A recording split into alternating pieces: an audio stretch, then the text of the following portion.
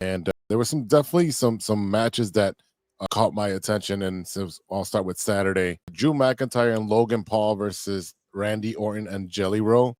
And at first, I'm like, Jelly Roll. And definitely after seeing like the behind the scene footage of him for a full year, losing over 100 pounds and going to the performance center and moving to Orlando and putting in the work to understand the business and be a professional. I got a lot of respect for that man to come into a domain that's not his. Obviously, he was a fan, just like all of us are, but to go into a domain and spend a year learning the craft to show the respect to the boys and girls that actually do this on a day in and day out.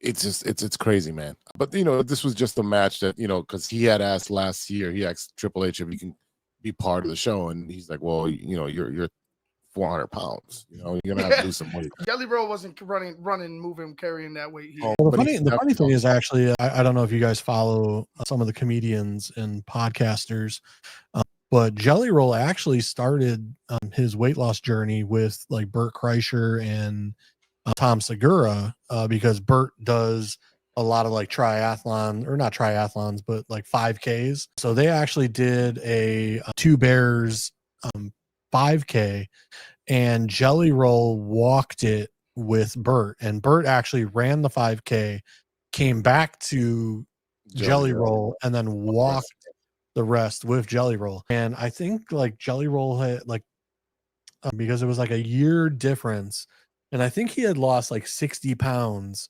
between like the first 5K for the Two Bears and their second 5K.